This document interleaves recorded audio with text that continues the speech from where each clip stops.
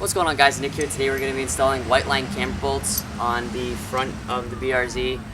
The back of the car has about negative 1.5 degrees camber, and the front is like barely nothing. It's like 0.2, and the top of the tires poke out of the top, and we're going to add these to bring the tire poke in on the top and hopefully improve some of the handling in the front of the car and improve tire wear, because my tires are wearing more on the outsides than the insides. So we're going to put these on, I'll show you guys how to do it, and hopefully it fixes all these problems that I'm having with the car. Okay, so the first thing you're going to want to do is jack up the car, put it on jack stands like so, loosen your lug nuts and pull your wheels off, which we did, so we got to pull these off, and then we have to access the top bolt on the strut. It's that one right there, and we're going to be replacing that with the camber bolt and hopefully getting some front camber on the car. Okay, so the top bolt was removed. It is 19 millimeter on both sides. This is what it looks like. And as you can see, it has like a rib in it that is pretty much set for stock camber. And if you look at the camber bolt, compare them side by side. This one has like a rib on it that gets bigger and smaller as it turns, which you use this to turn it here. So wherever it's adjusted to, it'll give you more or less camber depending on where this rib sits on the inside of the strut. So this is the stock one. We're going to put this in and see if we can figure out how we can get it to work and adjust camber and all that good stuff. Okay, so as the instructions state, if you want the camber to be negative, which one? Okay, so if you want it to be negative, the little lobe has to be pointing towards us, and the little washer tab that is on there has to be pointed towards the back. So as we have it here, the washer tab is to the back and the lobe is sticking out to the front. So that should give us some negative camber when we put it back in. So make sure that that little lobe sits flat and flush up against there. We loosened the bottom bolt onto the strut as well, so that the strut had movement, so we can adjust the camber on it. So now that we got that done, we're going to tighten it up, put the wheel back on, and then we'll see if that actually worked. So we'll keep you updated. Alright, the bolt is in. This bolt is a lot longer because I'm pretty sure this kit works on more than one car, but that's not really going to hurt anything if the bolt is too long. It's not going to bounce out and hit off of anything. But as you can see, we have it set so that the camber is negative to the back. And we're going to put the wheel on, do the other side, and hopefully we got camber out of this and it didn't waste our time. So we're going to do this, put this wheel back on and do the other side quick, and then we'll give you guys an update, drop the car down and see if it did anything.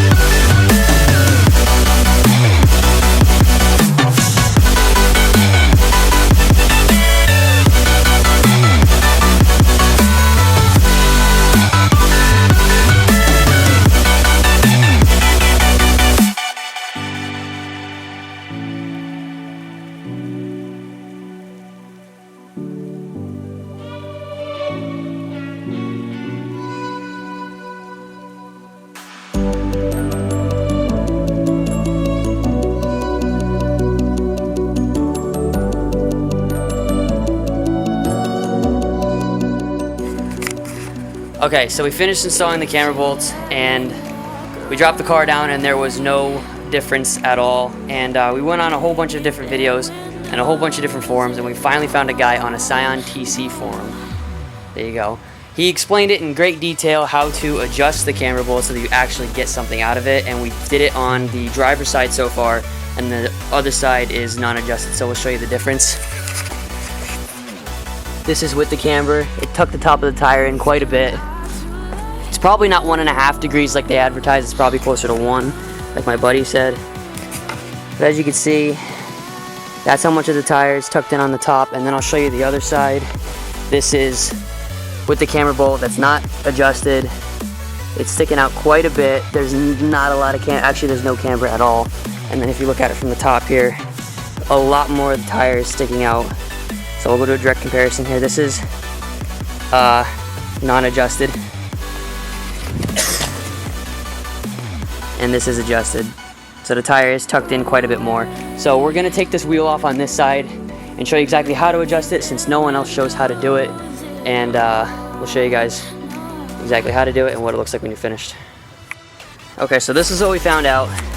You need to take this bolt here, well, this nut on the end, and loosen it up enough so that you can spin the bolt through the center, and you leave this little tab in the back which limits 0 degrees camber to -1.5, which I'm going to say it's probably closer to 1 by looking at the other side.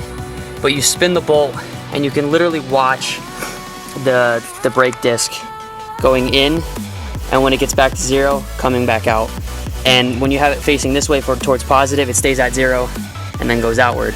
So you loosen this nut on the end, loosen your bottom as well, and you're gonna wanna, once this is loosened up off of here, you're gonna wanna put this one's a 19, this one's a 21. Put a 19 on the end of this and spin it until you watch the disc go in as far as you want it to. So we're gonna try to get that on film for you and show you how to do it. Alright guys, watch quick when I tighten this bolt up here. You can watch the camber adjust if you watch the disc.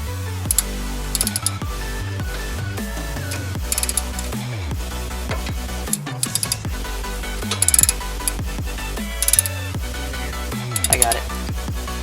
See as it goes in? And that's probably the most amount of camber you're going to get out of it right there. So then you're going to want to hold the nut on this, the bolt on this end, and tighten down the nut, and then you should be good.